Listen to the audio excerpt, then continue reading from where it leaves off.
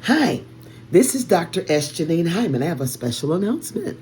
Guess what? After a 6-year run each Tuesday night at 9 p.m. live of The Doctors Are In, we are now shifting the platform, same time, same place, to the sacred couch. You know how people, you say, so-and-so and so need a couch. Comes from older European practices in psychiatry and psychology, where we would lay the patient on a comfortable couch and get out of plain sight so they're not, pressured by looking at us and us looking at them. And we would just let them talk it through, and we would get to those underlying issues. Well, because we are a spiritual people by nature, African Americans, and Africans and Caribbeans, because we are spiritual by nature, we don't just need a couch. We can't use the same tools that oppressed us to free us. We can't use the same tools that were used to misdiagnose us to get us well. We need the spiritual and the scientific. And that's what we're going to do on the sacred couch. All right? Same time, same place. All right, listen. But today, whenever you're getting this, I want to talk about what kind of weed is this. Those of you who are baby boomers like I am, or next generation right to us, know, and many of you that are non-smokers or former smokers, know that you can't hardly go anywhere without the pungent, strong smell of weed. I mean, you're in the parking lot coming out of a restaurant, going into the mall, trying to get gas, coming in church, coming out of church. Y'all know we be doing a whole lot, especially our musicians, some of our preachers, man, we be going in with the weed, all right? And I keep saying this is not the same weed. It is so strong and so pungent. And I keep saying this weed smell like skunk. And it's like, no, it don't. Listen, if you're in your 40s, 30s, 20s, and below, you have no frame of reference, okay? But I'm telling you, I'm going to prove it to you today that it does smell like skunk. And like I said, it ain't the same weed we came up on. All right, let's go. I'm going to prove it to you in about 7 or 8 minutes, okay? Hang with me. All right. There has literally been, science has shown in my research, there has literally been a chemical transformation. And that chemical transformation, in reality, is this. The marijuana on the streets today is chemically unrecognizable from what we call back in the 70s and the 80s, maybe early 90s even, ditch weed or imported brick weed, okay? It is chemically unrecognizable from the weed of the 70s and 80s. I'm not making it up, all right? The smell is a pungent, skunky odor that dominates public spaces because it is so strong and it stays on you. The residue stays in you and on you hours after hours after hours. We used to call it a contact. You get a contact because you were in a room with weed. We get a contact now because you smoked weed 4 hours ago, okay? So the pungent, skunky odor that dominates public spaces isn't a normal plant smell. It is not natural. It is not a normal plant smell. Scientists have discovered that it comes from volatile sulfur compounds, VSCs. They're called thiols. Okay? It's sulfur. The science of it is this, that these volatile, not a good word, sulfur compounds called thiols are the exact same sulfur molecules found in the spray, the natural instinctive spray of an actual skunk. Y'all told me I didn't know what I was talking about. I'm giving you the science of it again. The exact same sulfur molecules are found in this spray of an actual skunk. Why is this? Decades of aggressive, high-tech, indoor breeding.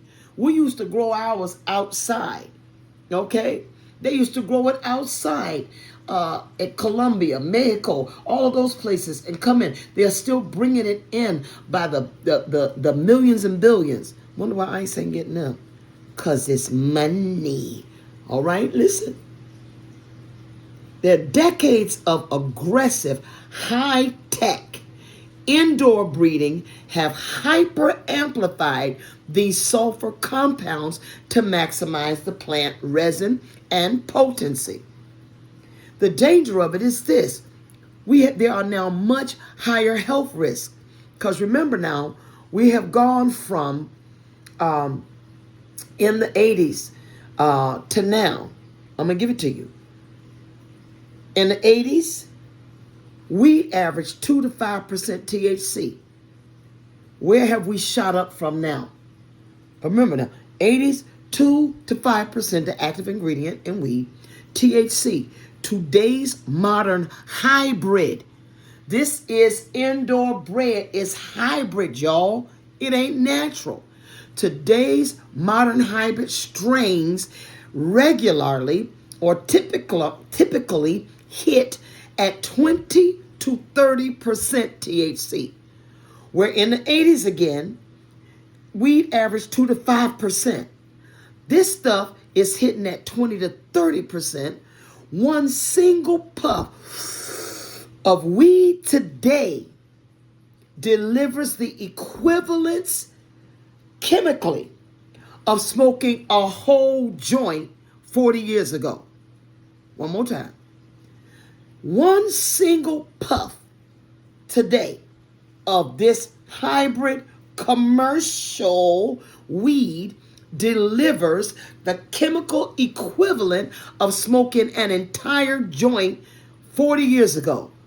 Now, what you think this is doing to your body, to your cells, to your brain?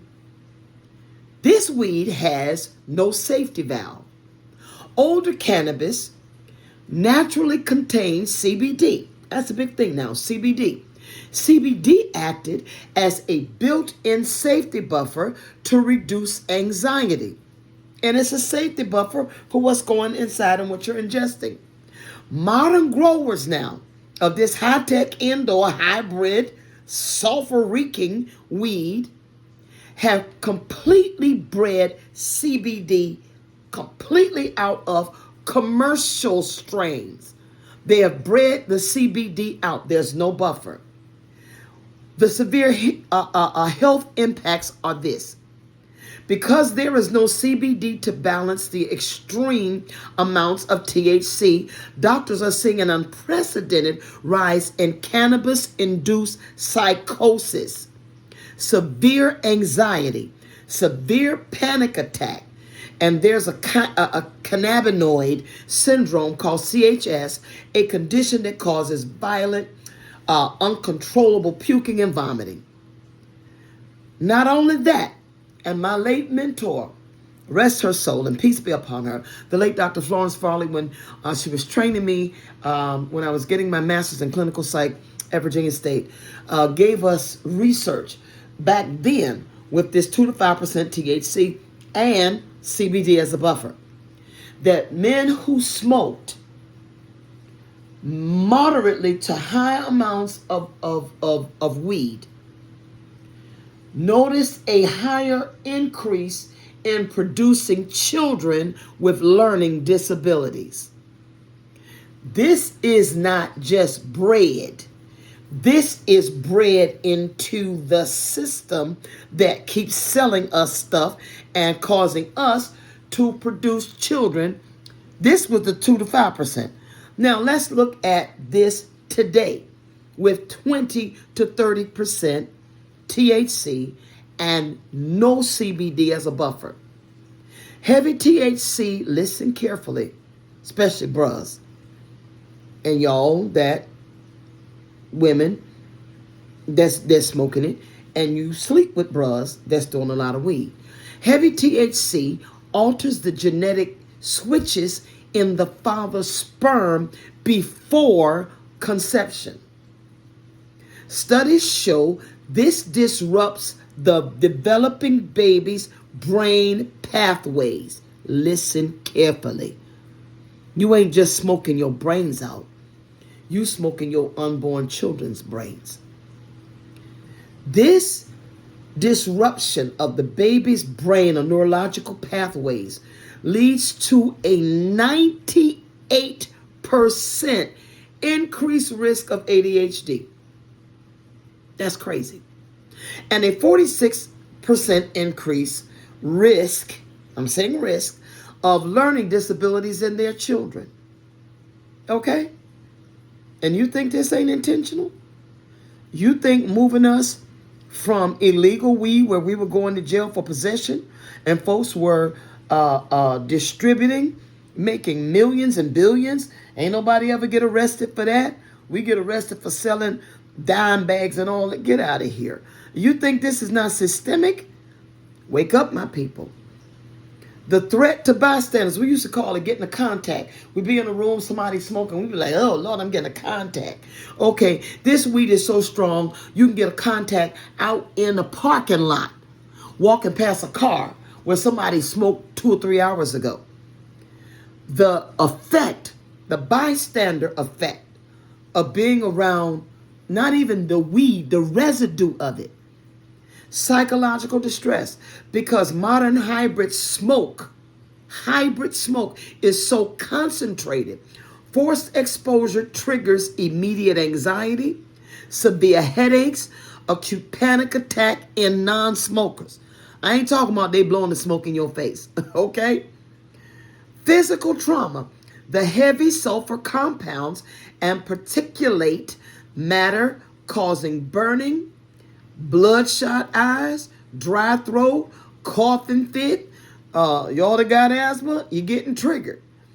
For anyone with asthma or COPD, breathing this air can trigger respiratory attacks. And those of you who have it chronically and acutely, and you keep being around all of that residue and that smoke, it could be life-threatening respiratory attacks. Impairment and the body. Let's talk about that. In poorly ventilated spaces, the massive THC levels can cross over to bystanders.